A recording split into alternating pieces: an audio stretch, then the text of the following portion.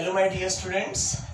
In the last lecture we studied what is Apollonius theorem and its application. Okay. Now we have to study how to apply Apollonius theorem. Okay. आता Apollonius theorem कसं apply करायचं आणि कधी apply करायचं? When to apply Apollonius? When in any given question or in figure, if there is median given, at that time we use Apollonius theorem. Okay. म्हणजे ज्या figure मध्ये median असते तिथे चान्सेस आहेत ते वापरणं. काही वेळेस नाही पण वापरावं लागणार, इतरही आपण दुसरे अप्लाय करू शकतो. पण अपोलोनियस जर वापरायचं असेल तर त्याला कंपल्सरी मीडियन लागते. म्हणजे मीडियन जर त्यामध्ये दिलेली असेल त्या ट्रायंगल मध्ये तरच अपोलोनियसला आपल्याला वापरता येतं. ओके. म्हणजे ट्रायंगल मध्ये मीडियनचा आणि अपोलोनियसचा कॉन्टॅक्ट आहे. मीडियन असेल तरच अपोलोनियस वापरायचं. ओके. आता इथे बघा इन ट्रायंगल एबीसी. आता बघा ट्रायंगल हा एबीसी दिला. इन दिस ही एबी दिली, बीसी आणि एसी हिंचे मेजरमेंट्स दिले. Then find the length of the median drawn from point C to side AB. म्हणजे हा असा ट्रायंगल दिलाय. या ट्रायंगल मध्ये इथून अशी मीडियन काढली इकडे, तर त्यांचं म्हणणं आहे की हिची लेंथ किती या मीडियनची. ओके. कालच आपण शिकलो होतो बघा, इथे जर अशा पद्धतीने जर आपण ट्रायंगल घेतला आणि इथे जर ही मीडियन असेल अशी, तर आपण काय करत होतो बघा ए बी सी, आणि इथे जर डी असेल तर आपण काय केलं A B square plus A C square. बघा ह्या ए बीचा स्क्वेअर प्लस ए सीचा स्क्वेअर. इथे एक लक्षात, ज्याच्यातनं ही मीडियन गेली त्या ह्या साईडच्या दोन A B square A C square ह्या दोन, and that is equals to 2 times ह्याचा स्क्वेअर ए डीचा स्क्वेअर, 2 times ए डी स्क्वेअर ह्याचा स्क्वेअर, आणि 2 times हे घ्या किंवा हे घ्या, अर्धे अर्धे दोन्ही सेम आहेत. मग twice of B D square, 2 A D and 2 B D square, 2 B D square, 2 A D square, 2 B D square. आलं लक्षात? तसं आता इथे काय करायचं बघा. आता इथे आपण काय सांगणार आहे, इथे तेच अप्लाय करायचं. जसं तिथे तेच इथे अप्लाय करायचं. मग आपण इथे काय सांगणार, इन ट्रायंगल एबीसी. पहिलं आपण हे सांगूया. त्यांनी हे नाव दिलेलं नाहीये, ते काय म्हणताय फक्त फ्रॉम पॉइंट सी, सी पासून मीडियन काढले. आपण त्याला एम नाव देऊ. Consider C M be a median. ही सी एम काय आहे, मीडियन. इथे म्हणूया आपण कन्सिडर. समजा कन्सिडर सेगमेंट, कोणता segment, C M. Consider segment C M is the median. C M is the median. काय आहे सीएम बघा, consider segment CM is the median. म्हणजे ही जी सीएम आहे सीएम, ही सीएम काय आहे, मीडियन आहे. इथे लक्षात. मग जर सीएम मीडियन असेल बघा, सीएम इज द मीडियन इथे दिले. Consider CM is the median. आता काय करायचं आपल्याला, ही सीएम जर मीडियन असेल आपली सीएम, तर आपल्याला काय वापरता येईल, Apollonius theorem. Therefore in triangle ABC. आता कोणता ट्रायंगल, ए बी सी. या एबीसी मध्ये बाय अपोलोनियस थेरम. या ट्रायंगल मध्ये काय म्हणायचं, बाय अपोलोनियस थेरम. काय सांगतं बाळांनो हे थेरम, अपोलोनियस थेरम. बघा बरं, अपोलोनियस थेरम सांगतो बघा, जिथून ही मीडियन गेली अशी, ही अशी मीडियन गेली, मग ती काय करायचं, ह्या ठिकाणून अशी मीडियन गेली ना, मग त्याच्या दोन साईड आहेत बघा या अशा. म्हणजे मग इथे काय C A square plus C B square. मग हे सी ए आणि हे सी बी असं, C A square plus C B square, आणि नंतर टॉईस ऑफ ह्या मीडियनचा स्क्वेअर आणि ह्या दोघांपैकी एक तुकडा, टॉईस ऑफ हे आणि ह्यांच्यातला टॉईस ऑफ एम स्क्वेअर. येते का लक्षात, कळतंय सर्वांना. मग बघा बाय अपोलोनियस थेरम आपण सरळ काय करणार आहोत, आता इथून C A square plus C B square, इथे काय C A square plus C B square is equals to, बघा बरं का, हे सी ए हे सी बी झालं, हे दोघांचे स्क्वेअर. इथून मीडियन जशी गेली बघा, इथून कशी मीडियन आली होती, इकडे ह्याचा आणि ह्याचा स्क्वेअर, दोघांची सम हे, तशी इथून मीडियन गेली, मग सी ए आणि सी बी स्क्वेअर ते घेतले इज इक्वल्स टू आता टॉईस ऑफ सी एम ह्या मीडियनचा. जसं इथे मीडियनचं घेतलं ना टॉईस ऑफ ए डी इथे, तसं twice of C M square, 2 times C M square plus, आणि उरलं काय मग ए एम, मग twice of A M square किंवा बी एम पण घेऊ शकतो आपण, टॉईस ऑफ ए एम घेऊ. जसं इथे बघा, इथे ह्या बीडी पैकी आणि डीसी पैकी एक घेतला तुकडा बीडी, तसं ह्या दोन तुकड्यांपैकी twice of A M square, 2 times A M square. आता काही जणांना हे कळत नसेल सी ए सी बी, तुम्ही लक्षात घ्या, सी ए म्हणजे ए सी, सी बी म्हणजे बी सी. हे काय सी ए आणि सी बी, हे मुद्दाम तुम्हाला कळण्यासाठी मी असं दिलंय. मी असे म्हणू शकलो असतो ए सी आणि बी सी, पण तुम्हाला कळणार नाही, इथून सुरू झालंय सी ए सी बी म्हणून तसं घेतलंय. ओके. आता सी एची व्हॅल्यू टाका. सी ए किती, सॉरी एक मिनिट हा. आता आपल्याला सी एची व्हॅल्यू आहे बघा, एसी आहे, बीसी आहे आपल्याकडे, त्यानंतर बीसी एसी बीसी आहे, ए बी दिलाय. याच्यात ए बी नाहीये, पण तुम्हाला कळलं पाहिजे ही जर ए बी पूर्ण दिले त्यातले तुम्ही ए एम काढू शकता, बरोबर आहे का? मग इथे अगोदर सांगा, इथे काय सांगायचं, ए एम म्हणजेच half of A B.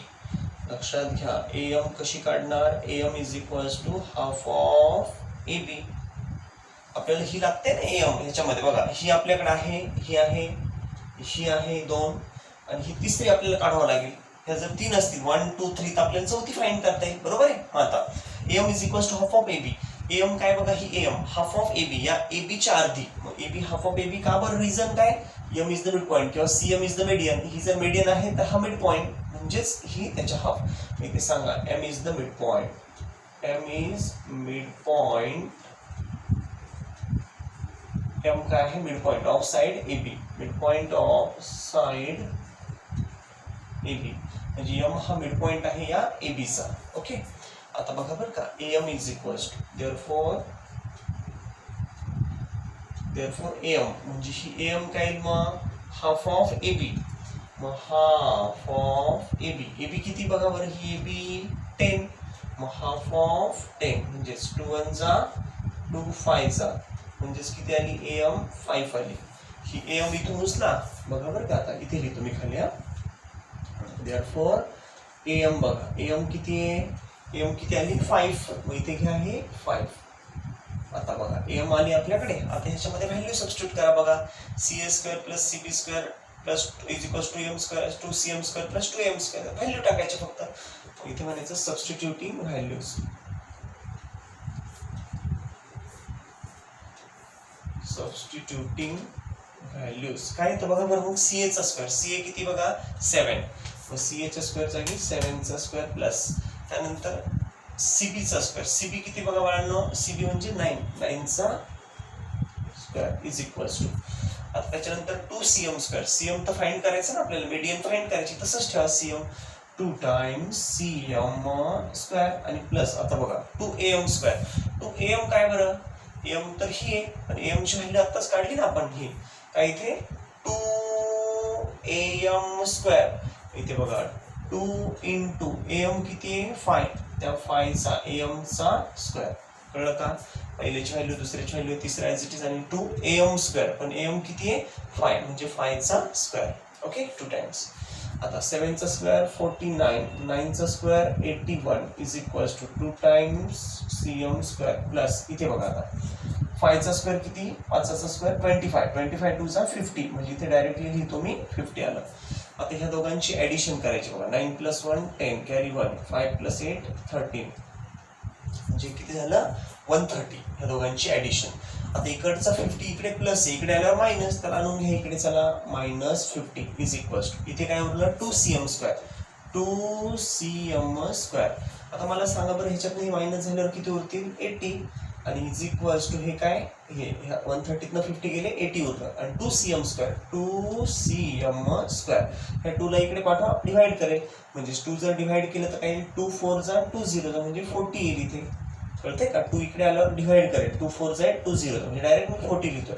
Is equals to CM square.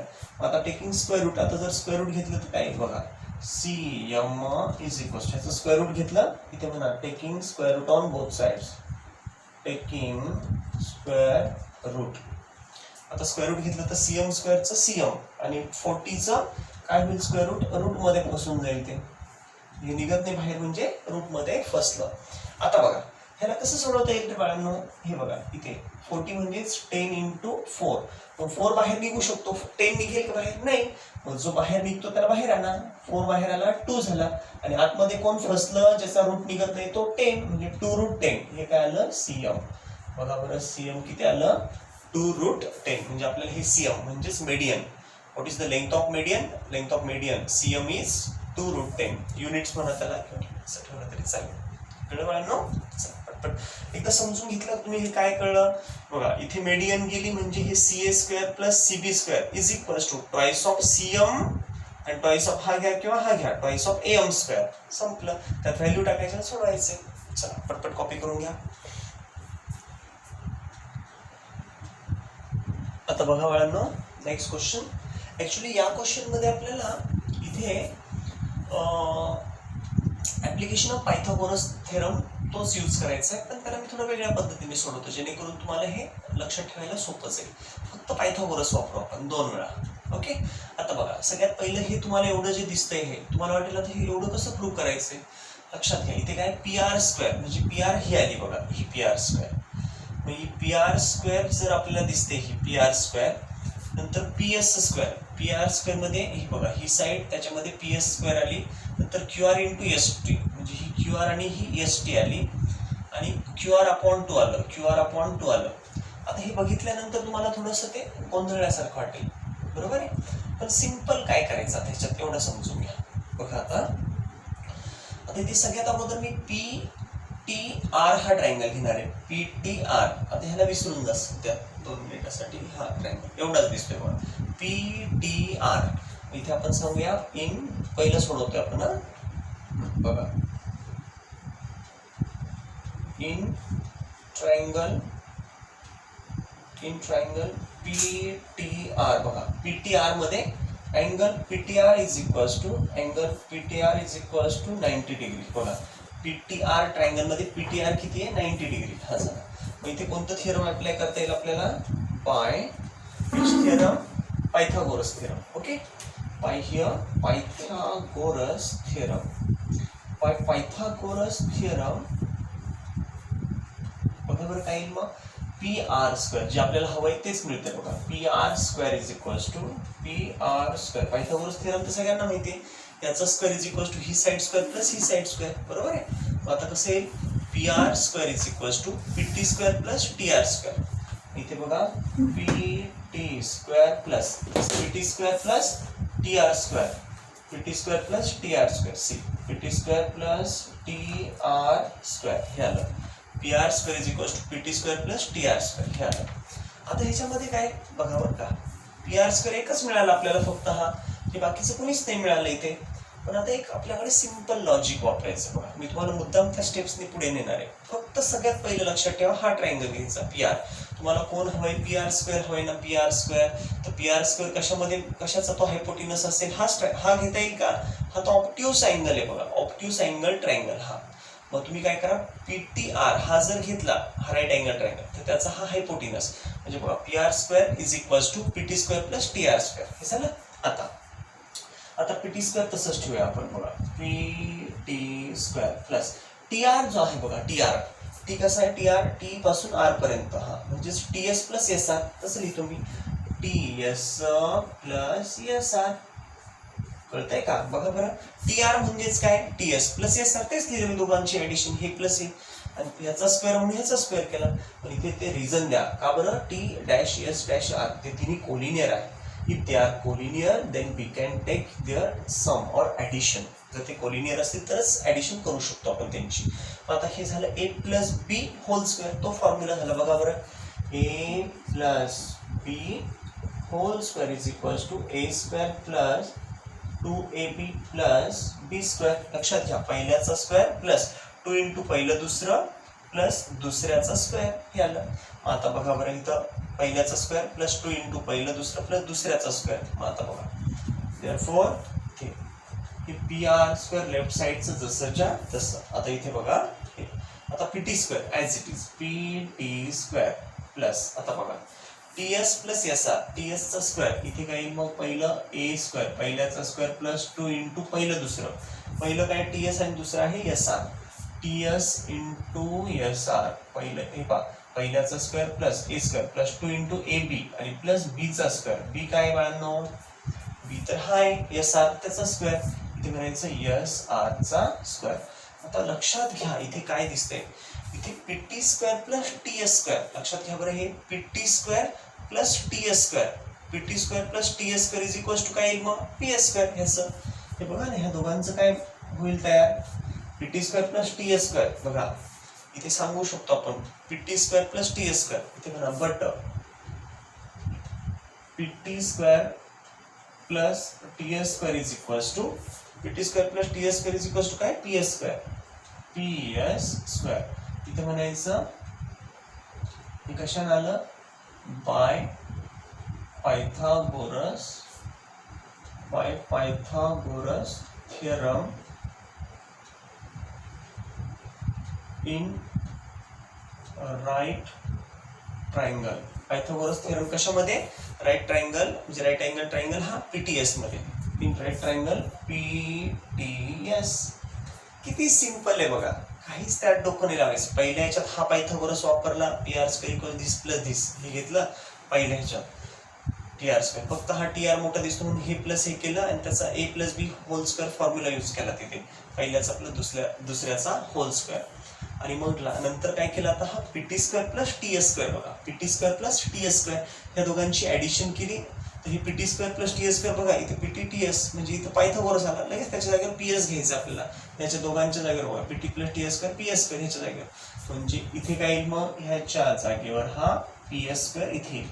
म्हणजेच बघा PR² इज इक्वल हा तसाच PT प्लस TS, त्याचं काय PS² इथे PS². कळलं ना? त्या दोघांच्या जागेवर हा आला PS² पायथागोरसने, हे सांगायचं रिझन.